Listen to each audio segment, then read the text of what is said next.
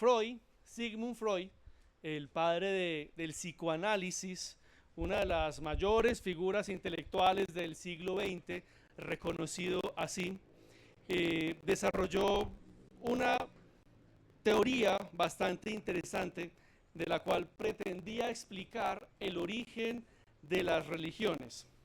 Freud decía que los seres humanos tenemos muchos miedos, muchos temores y desarrollamos una neurosis obsesiva que nos lleva a tenerle miedo prácticamente a todo. Y planteaba que frente a esos miedos, pues algunos podían ser muy manejables en la cotidianidad, podríamos hacer acuerdos muy sencillos para protegernos de esos miedos. Si le tengo miedo a las alturas, pues evito las alturas y es una manera como de protegerme haciendo algunos acuerdos frente a esos miedos. Pero hay otros miedos frente a los cuales somos completamente impotentes, miedos que realmente no podríamos escapar de ellos fácilmente porque se escapa de nuestra jurisdicción. Y entonces es ahí donde Freud dice que los seres humanos se inventan dioses que los defiendan de sus miedos. Un terremoto, ¿cómo nos podemos defender a un terremoto? Entonces surge ahí el ejercicio del ser humano de inventarse el dios de los terremotos, con el cual puede hacer algunos acuerdos, darle algunas ofrendas y de alguna otra manera hacer como cierto pacto para que no nos vayas a destruir con un terremoto. Esa era más o menos la teoría de Freud, que para sentirnos protegidos y defendernos de los miedos, inventamos dioses con los cuales podemos hacer acuerdos y así defendernos de lo indefendible. Te doy esta ofrenda y tú me proteges, te ofrezco ese sacrificio, tú me guardas, y Dios como una trinchera que, en el cual invertimos para protegernos de nuestros miedos. En otras palabras, lo que Freud dijo es que el ser humano se inventa dioses como respuesta a sus miedos, y de ahí es que Freud explica el origen de las religiones. Pero Sproul, un teólogo muy reconocido también del último siglo, en respuesta posiblemente a este planteamiento, nos dice que el Dios de la Biblia no tiene sentido alguno que el ser humano se lo haya inventado.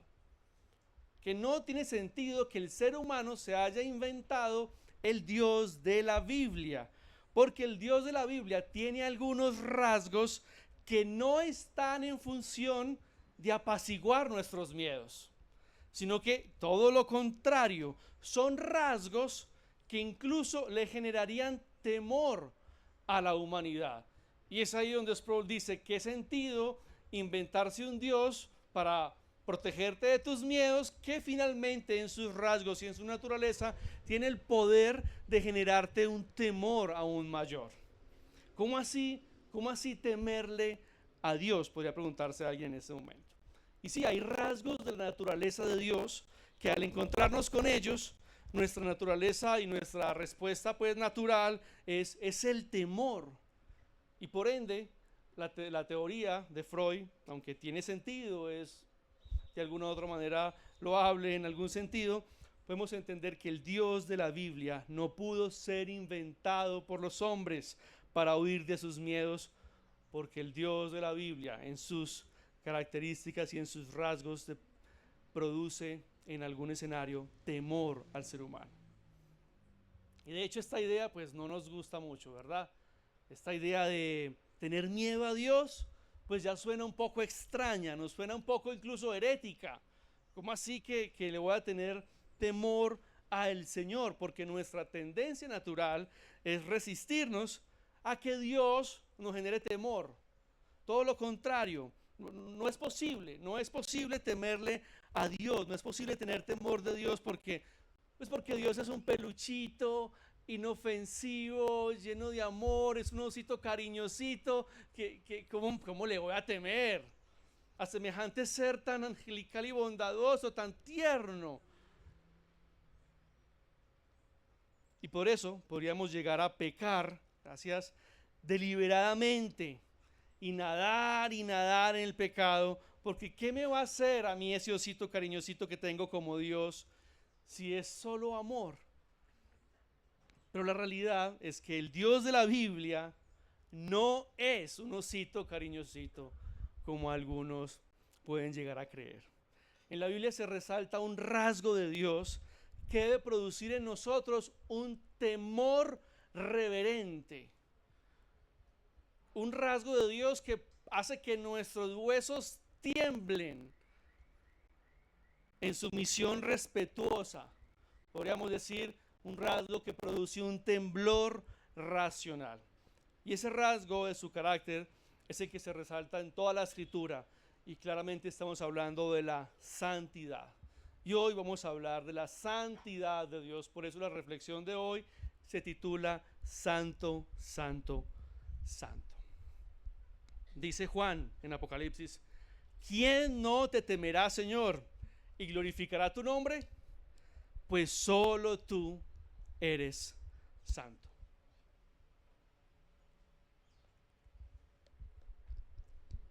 ¿Qué significa la palabra santo? Literalmente significa separado. Por lo tanto, cuando hablamos de que Dios es santo, estamos hablando que Él por su esencia es separado, es distinto de la humanidad y el resto de la creación, que está por encima de todo y de todos. Dios es santo significa que es totalmente diferente a todo. Santo también puede entenderse como sublimemente distinto. La santidad de Dios significa una distinción especial y suprema sobre todo lo que existe y sobre todos nosotros. Es tan distinto, es tan único, que es imposible hacerse una imagen física o una imagen visible de Él. Es imposible poder reducirlo a una expresión física. La santidad de Dios no solamente hace referencia a una distancia moral, a una separación moral entre Dios y nosotros en términos de pureza, sino que es una distinción integral en todo su ser con la esencia también de la creación. Y cuando somos conscientes de esa distinción, cuando nos encontramos de frente a esa santidad, a esa majestuosidad, un poco de lo que ilustramos el domingo pasado en la trascendencia del Señor, cuando nos encontramos de frente a eso, no nos queda otra que temblar. Es un temblor racional que produce su santidad, que produce su majestad, su grandeza. Es imponente. Y cuando estás frente a esta santidad, no te queda otra que temblar. Porque reconocemos de inmediato que Dios no es como nosotros, que es infinitamente superior, que es perfecto y poderoso. No tiene la intención de hacernos daño, pero tan solo con un pestañeo podría hacer que el peso de la destrucción y del dolor caiga sobre mí. Tiene un poder incalculable. Imagina que tal vez en una noche oscura tienes un encuentro frente a frente con el mismísimo diablo. No sé cuál sería tu reacción, pero yo sentiría un poco de miedo. El miedo sería inmediato, porque estás delante de alguien que desea hacerte daño y que puede hacerlo. Pero aún así, ese miedo sería insignificante con el temblor que produciría estar delante del Dios Santo, rindiendo cuentas por lo que pensamos, por lo que decimos y por lo que hacemos. No porque Dios sea como el diablo, pues Dios claramente no lo es, sino porque su grandeza es infinitamente mayor y su santidad incandescente expone nuestra culpa sin darnos ninguna posibilidad de refugio. Repito, no porque Dios sea cruel, arbitrario o malvado, sino porque su santidad perfecta expone nuestra impureza sin darnos escape. El temor reverente no es porque Dios sea peligroso, sino porque nosotros somos culpables. Y no es cierto que pues no nos gusta pensar en un Dios así. Nos quedamos más bien con la imagen del osito cariñosito que nos ama de una manera más cómoda, frente al cual podemos tener acuerdos mucho más fáciles. Pero por eso quiero que estudiemos en esta mañana Isaías capítulo 6, versículo 1 al 8, donde este texto podemos ver muchas ilustraciones acerca de la santidad de Dios y lo que produce en nosotros un encuentro con un Dios santo, o lo que produjo en ese momento un encuentro del profeta con un Dios santo. Así que oremos una vez más para acercarnos al texto y que sea el Señor quien a través de la palabra haga su perfecta voluntad en nosotros en esta mañana. Señor, una vez más te damos gracias por la bella oportunidad que tenemos de acercarnos a la palabra en este contexto de iglesia. Gracias por este regalo que nos das de acercarnos a estas profundidades que vienen de tu Espíritu. Yo te pido en el nombre de Jesús que se haga tu voluntad, Señor, en esta mañana, conforme se hace en el cielo. Que este texto pueda hacer lo que nosotros, tú sabes, necesitamos que se haga.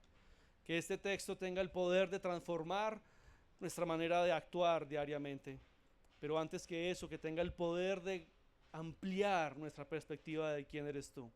Que este texto pueda corregir nuestro caminar, Señor, pueda corregir nuestros pasos. Que este texto pueda reorientarnos a rendir adoración a quien realmente merece la adoración. Señor, que tú te manifiestes, Señor, en esta mañana a través de la exposición de este texto, y reconozco que soy indigno de presentar y hablar de la santidad tuya. Reconozco que no soy el más indicado, pero te ha placido así en gracia, Señor. Así que a pesar de mí, Señor, te pido que tu palabra tenga un efecto transformador en tu iglesia. Te lo pedimos en el nombre de Jesús. Amén. Isaías capítulo 6, versículo 1 al 8. Este texto, antes de leerlo, comienza diciendo: en el año de la muerte del rey Usías. Es importante resaltar antes de entrar al texto que Usías no fue cualquier rey, fue un rey fuerte, estable, próspero, y cuando Usías muere, pues Judá pierde su sensación de seguridad. Hay una crisis ahí emocional en ese evento específico. Es decir, muere el que gobernaba en la tierra. Y justo en ese momento es que Isaías tiene esta visión de la que vamos a leer ahora y ve al rey que gobierna en el cielo. Lo que vamos a leer no es una escena devocional bonita, sino que es una confrontación entre la santidad de Dios y la fragilidad del ser humano. Isaías 6, capítulo 6, versículo 1 al 8.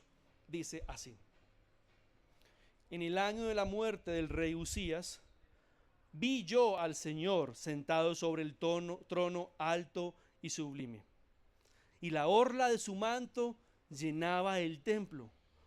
Por encima de él había serafines, cada uno tenía 6 alas, con 2 cubrían sus rostros, con 2 cubrían sus pies, y con 2 volaban. El uno al otro daba voces diciendo: Santo, santo, santo es el Señor de los ejércitos, llena está toda la tierra de su gloria. Y se estremecieron los cimientos de los umbrales a la voz del que clamaba, y la casa se llenó de humo.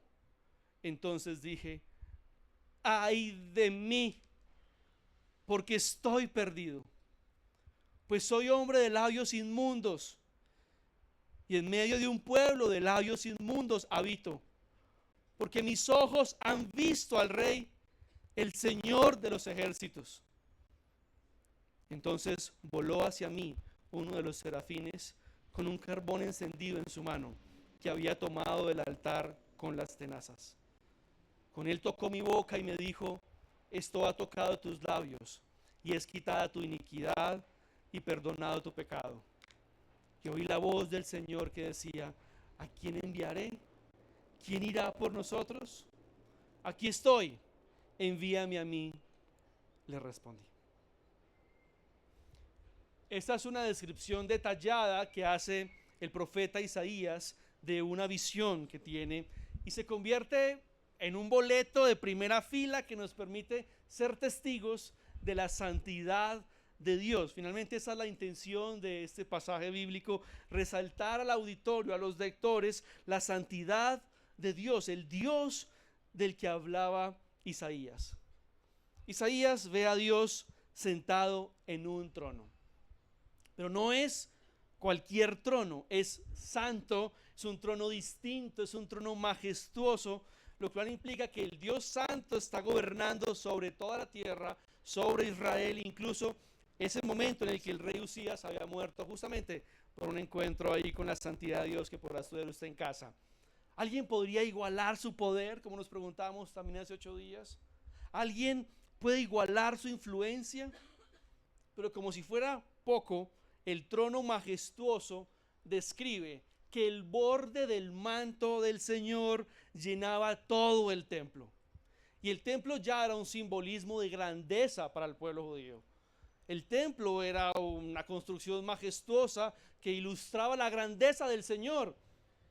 Fue construido pensando en su magnificencia. Isaías en su visión dice, mire, el borde del manto, solamente el borde del manto cubría el templo de Salomón. Cualquier judío que leyera tendría una imagen majestuosa de lo que Isaías está relatando. Una manera de resaltar la grandeza desproporcionada justamente del Dios Santo. Una grandeza que extralimita por mucho la majestuosidad del templo de Salomón. Pero para mayor asombro, Isaías describe la presencia de serafines alrededor del Señor.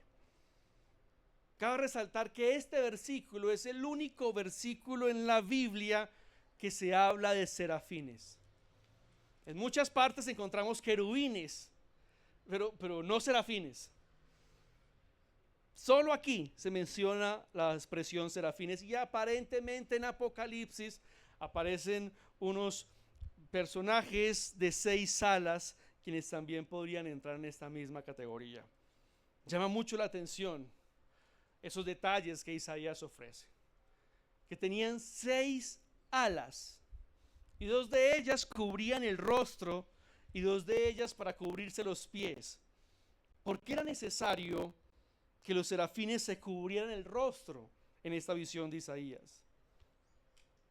Ni siquiera estos seres angelicales podrían soportar mirar al Señor. No podrían soportar el gran resplandor de santidad reflejado en sus rostros. Es una reacción muy parecida a la que usted y yo tenemos cuando intentamos mirar el sol. Es insoportable, no podemos, tenemos que cubrirnos nuestros ojos. Llega un momento que es imposible sostener la mirada hacia el sol. Y si Dios es el creador del sol y su esplendor es muchísimo mayor que la estrella central de nuestra galaxia, entonces es el sol, el centro que alumbra nuestra galaxia, y Dios aquí el centro que ilumina la eternidad y la infinidad del universo. Una pureza que encandila aún a los serafines. Una pureza que es insoportable aún para un serafín.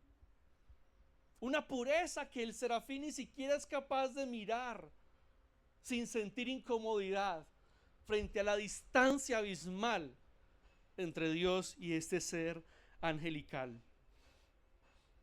¿Qué tan sucios pueden ser los pies de un serafín, por ejemplo? ¿Qué tan sucios pueden ser? Y cubrirse los pies era un acto que indica una total reverencia y una rendición frente a aquel que se estaba presentando. Pero ¿qué tan sucios pueden ser los pies de un serafín? Sin embargo, estos son incapaces de dejarlos descubiertos frente al Señor.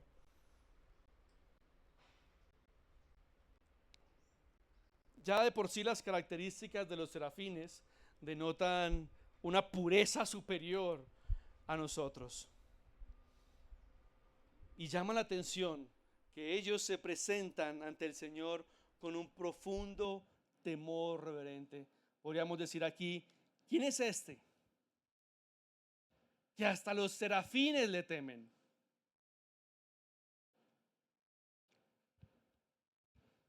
Y si los puros y santos serafines exhiben reverencia ante la presencia de Dios, cuán profundo respeto deberíamos nosotros, como criaturas contaminadas y pecaminosas, al intentar acercarnos a Él. Con lo relatado hasta aquí, ya podríamos decir que queda suficientemente claro a los lectores que Dios es santo y que su santidad es escandalosa. Ya sería suficiente, que las dimensiones de su santidad sobrepasan nuestra capacidad de soportarlo. Pero falta un detalle que eleva la santidad del Señor hasta lo sumo. Esos serafines volaban alrededor del Señor y decían el uno al otro: Santo, santo, santo es el Señor Todopoderoso, toda la tierra está llena de su gloria. Aquí se hace uso de un trisagio.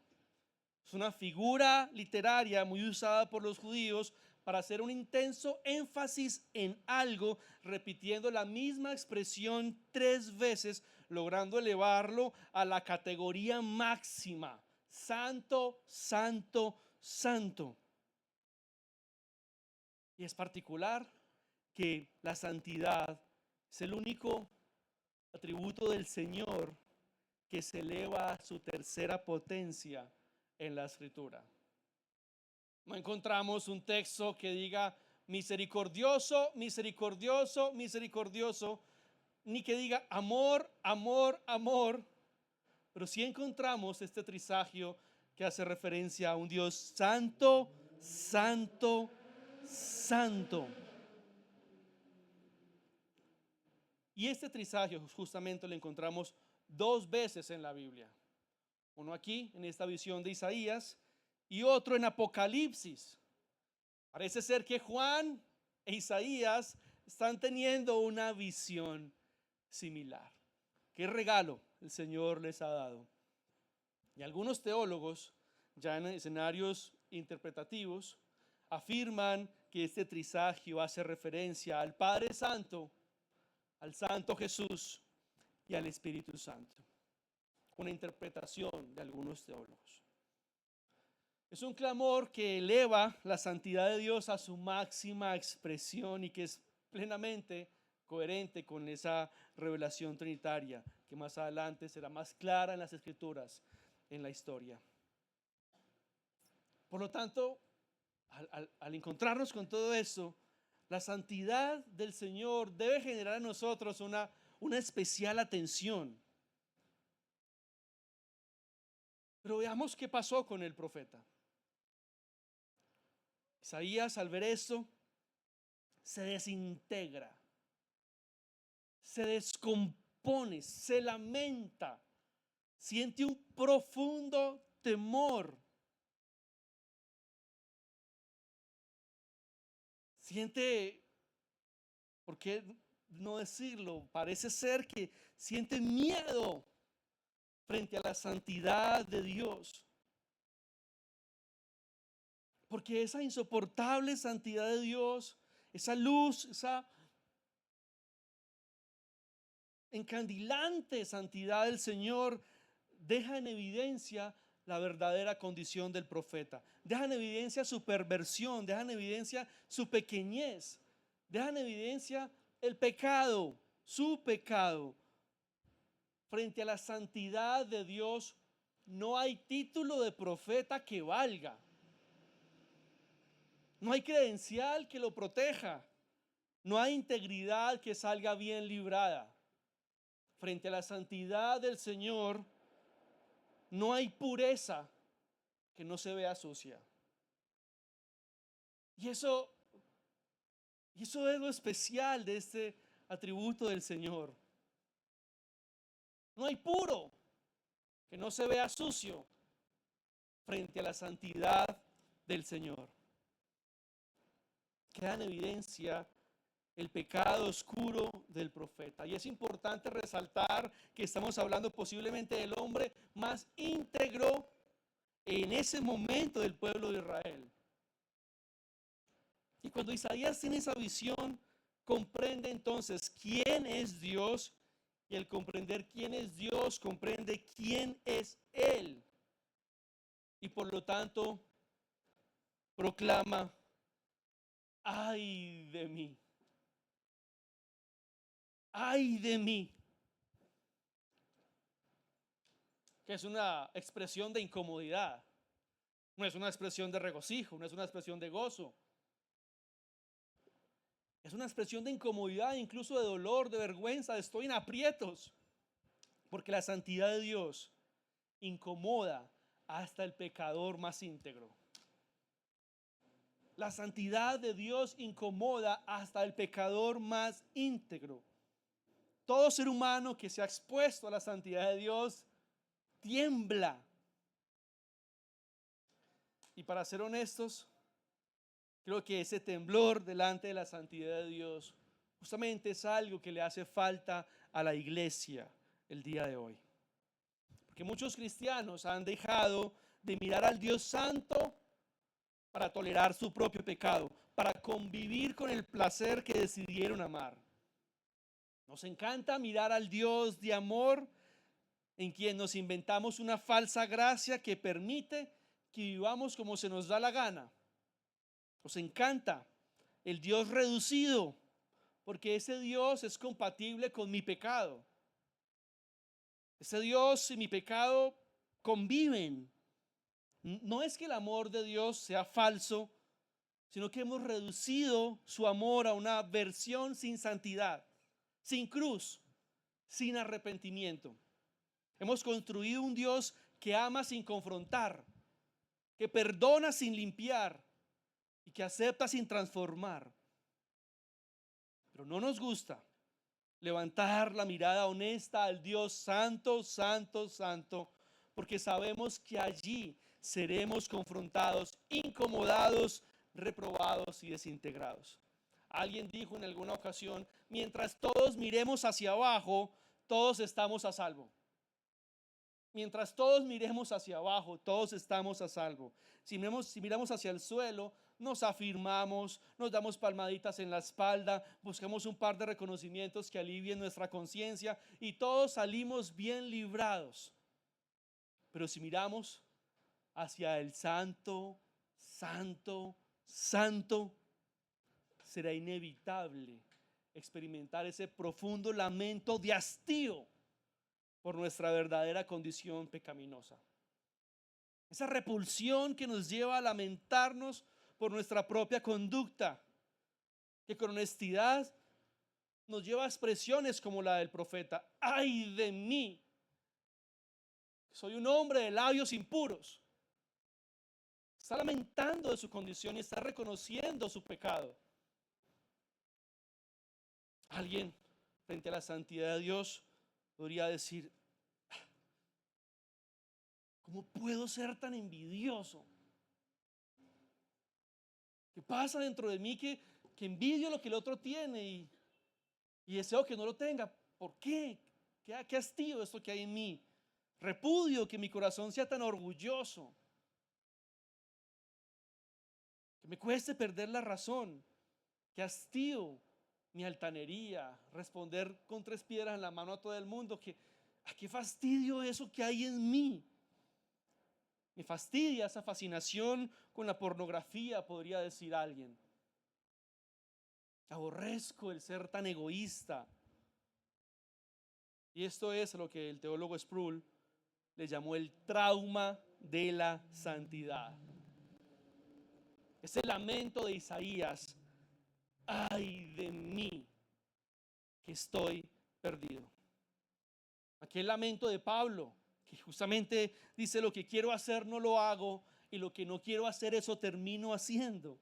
Ese trauma, ese temblor, ese temor que nos da al encontrarnos en nuestra real condición con el santo, santo, santo. Por eso John MacArthur dijo: en el creyente verdadero, el pecado es una carga que lo aflige y nunca un placer que lo deleita.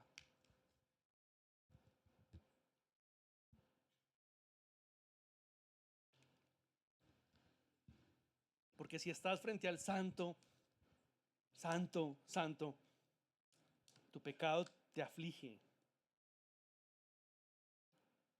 Si hoy estás, al mirarte al espejo, ves un cristiano perfecto, ves un ser intachable, ves a alguien que tiene muy poco por corregir, posiblemente estás mirando hacia abajo y no te estás presentando frente al Dios santo, santo, santo, sino que tal vez te estás presentando a una imagen prefabricada y deformada del Señor. Si hoy te molesta más el pecado del otro que tu propio pecado, posiblemente estás mirando hacia abajo y no al santo, santo, santo Dios. Si estás hoy nadando sobre las mieles del pecado y sabes que tu comportamiento, tu vocabulario, tus pensamientos, tus decisiones próximas y tus planes para mañana son contrarios a lo que la Biblia enseña, pero lo resuelves con una levantadita de hombros y el Señor me entenderá. Posiblemente estás mirando hacia abajo y no al santo, santo, santo Dios. Tal vez no estás adorando al Dios de la Biblia, estás adorando al osito cariñosito que tienes en la cabeza. No solamente a veces toleramos pecados escandalosos, también a veces toleramos la autosuficiencia, esa distancia también relacional con el Señor, ese orgullo doctrinal, yo me las sé todas, o esa adoración litúrgica con un corazón distraído. Cuando estamos frente al santo, santo, santo Dios, toda nuestra suciedad se hace incómoda, aun lo que parece sencillo a los ojos de otros pecadores. La santidad de Dios produce en el verdadero discípulo un lamento que viene desde las entrañas. ¡Ay de mí!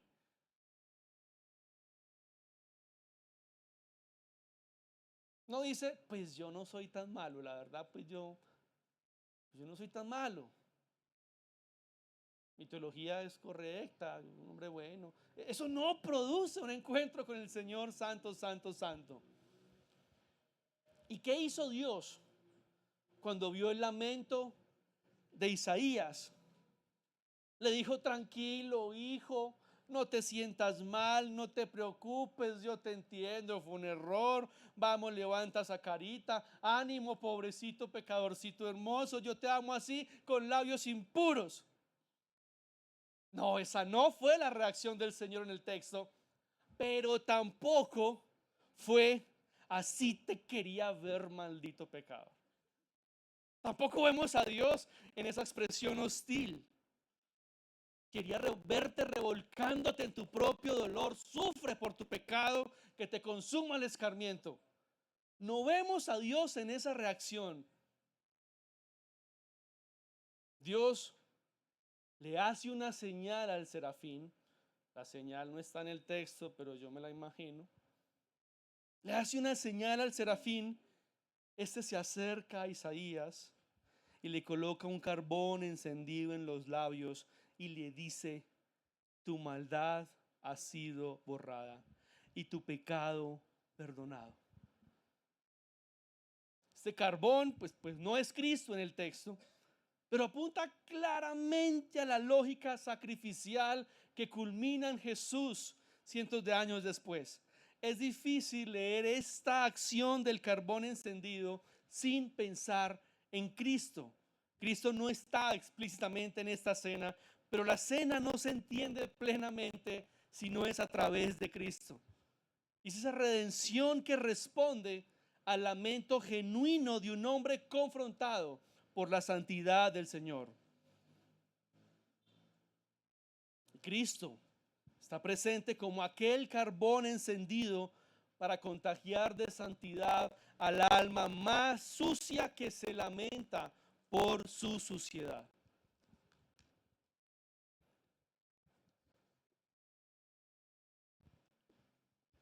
Y aquí está nuestra esperanza. que aquel que tiene el poder de destruirnos, de aplastarnos en un instante por causa de nuestra perversión, provee a Cristo como un carbón encendido y con su santidad limpia nuestra perversión. Por lo tanto, podemos tener la dicha de los serafines de habitar en su presencia, reconociendo y contemplando su santidad. Y esa es la ambivalencia de la santidad, que produce en nosotros un lamento profundo, pero al mismo tiempo un grito de vida eterna. La santidad de Dios puede incomodar todos los días nuestra vida, pero la gracia de Cristo es suficiente para limpiarnos y dignificarnos todos los días de nuestra vida. Solo que cuando hablamos de gracia sin santidad, pues ya no estamos hablando de la gracia bíblica, sino de una caricatura de ella. La gracia verdadera no nos da el permiso para pecar, más bien nos da el poder para odiar el pecado. Y es ahí donde, a través de la gracia y la obra redentora de Cristo, que nosotros, sus hijos, podemos decir, lo hemos dicho en algunas ocasiones, detesto que esto me guste. Odio que esto me fascine. Y es lo que sus hijos experimentamos frente a esos anhelos y deseos pecaminosos, pero la ambivalencia de la santidad nos lleva al mismo tiempo a odiar lo que deseamos, a sentir hastío por lo que nos gusta.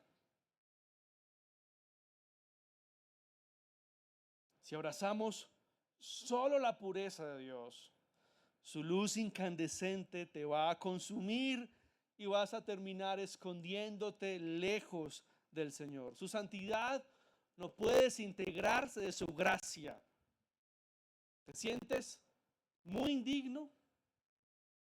¿Te sientes muy pervertido? ¿Sientes que tú no mereces las bendiciones del Señor? ¿Sientes que tú no eres lo que deberías ser? Ese puede ser el efecto de la encandilante santidad de Dios. Y la gracia es el camino para acercarte. ¿No sientes nada? ¿Te sientes muy bien? ¿Sientes que das en el blanco? ¿Estás cómodo? ¿Estás cómoda? Esa es la comodidad que te ofrece el osito cariñosito que tienes por Dios. El Dios de amor y gracia, que tanto nos gusta, cubre nuestro pecado y siempre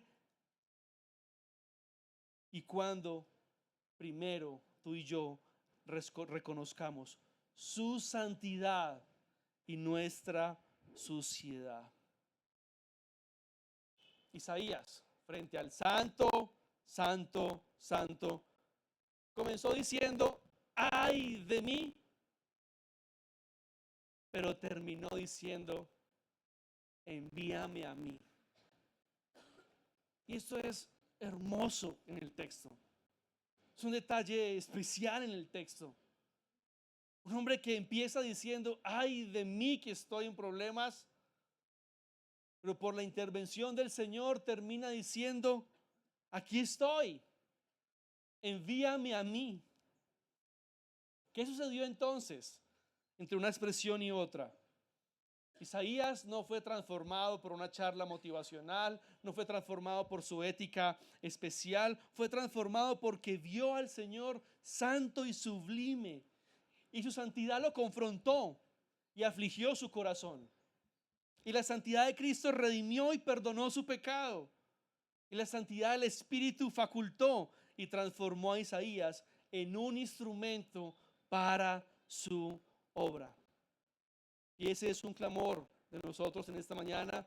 Necesitamos que el santo, santo, santo sea revelado en nuestra vida para ser afligidos, redimidos y facultados. afligidos, redimidos y facultados. Ese es el proceso que vemos en el profeta Isaías al enfrentarse a la santidad del Señor.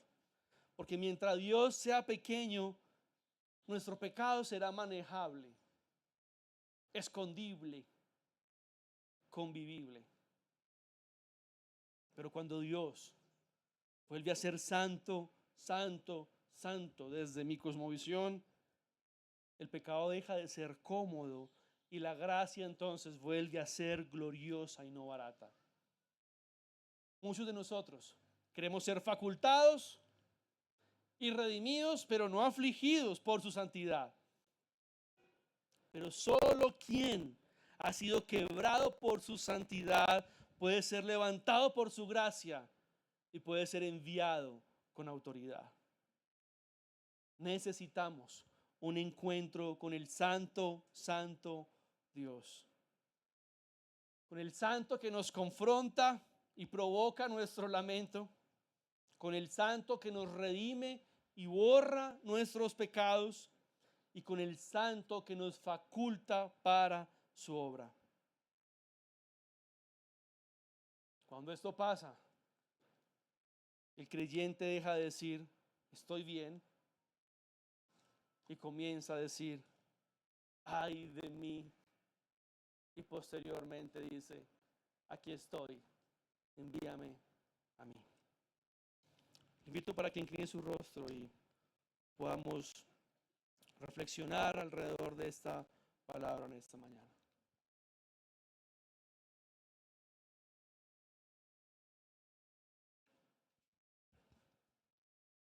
Quisiera que en silencio allí, en total reverencia, se pueda reflexionar, va a meditar, va a responder a esta pregunta: ¿qué tiene que ver esta palabra contigo hoy? ¿Por qué el Señor dispuso que escucharas esto esta mañana? ¿Qué tiene que ver contigo esta reflexión? Medita en silencio por un momento.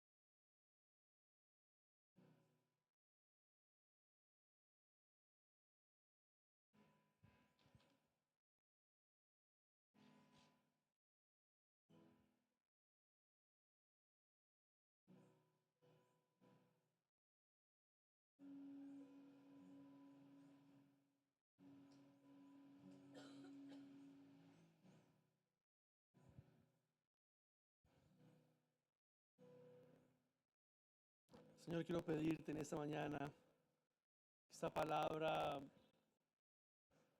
tenga el poder de transformar, Señor, nuestras vidas. Tú sabes que esta exposición no tiene el poder de transformar a nadie. Tú sabes que no puedo presentarme como ejemplo de santidad. Tú sabes que no soy digno de hablar de este atributo tuyo, Señor. Pero en tu gracia te ha placido, Señor, que así sea. Por eso clamo en esta mañana que tu poder especial obre en lo más interno de cada uno de nosotros. Nos permita levantar nuestra mirada una vez más al Santo, Santo, Santo. Que nos permita acercarnos un poco más a tu majestuosa santidad.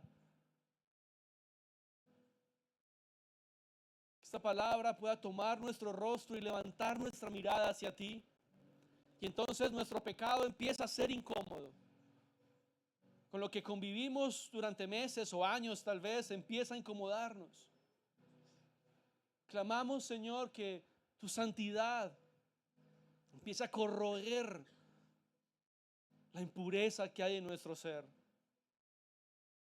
Y que ese encuentro contigo, Señor, nos lleve a rendirnos de manera genuina.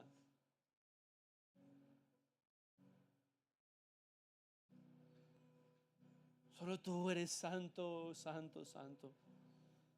Y al incluso reflexionar sobre esto queda en evidencia nuestro pecado y nuestra maldad. Te pedimos perdón, Señor. Perdónanos por esas costumbres pecaminosas que aprendimos a esconder en nuestras vidas. Perdónanos por esas costumbres secretas que creemos que nadie ve, pero tú siempre las ves. Perdónanos, Señor, por esas costumbres y esos hábitos que nos escudamos diciendo que es nuestra personalidad, pero que es un reflejo del Dios pequeño que adoramos.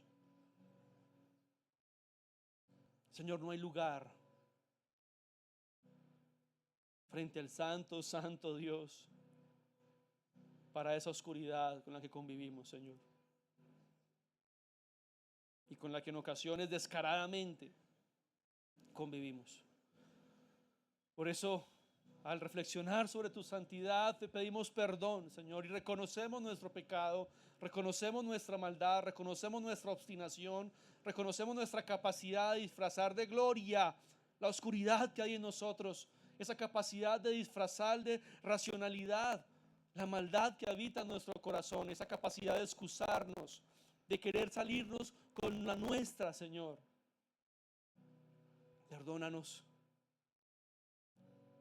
Y frente a tu santidad no podemos escondernos. Pero gracias, Señor. Gracias por tu disposición a la gracia y al amor, que nos aflige en nuestra real condición, pero que también nos purifica, nos perdona y nos faculta. Gracias. Gracias por tu gracia, por tu gloria, por tu majestad. Gracias por no destruirnos, no desaparecernos como merecemos, sino por proveernos a Cristo para facultarnos. Ninguno de nosotros merecemos ser facultados, ninguno de nosotros merecemos ser enviados. Pero gracias por proveernos a Cristo para enviarnos y trabajar en la extensión de tu reino. Grande eres tú, glorioso eres tú, Señor, y proclamamos en sintonía con los serafines que toda la gloria, que toda la tierra, sea llena de tu gloria. Pero te pedimos también que nuestro corazón sea lleno de tu gloria y de tu santidad.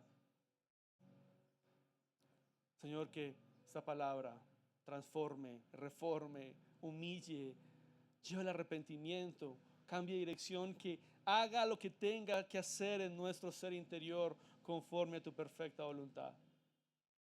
Y que genere en nosotros una adoración profunda, una adoración creciente, no una adoración menguante, una oración que cada día crezca, porque cada día somos más conscientes del Dios que es santo, santo, santo, que provee un carbón para redimirnos y para facultarnos. Tú mereces toda nuestra adoración. Tú mereces todo el honor, porque no hay nadie, Señor, como tú. Bendito eres tú. En el nombre de Jesús oramos.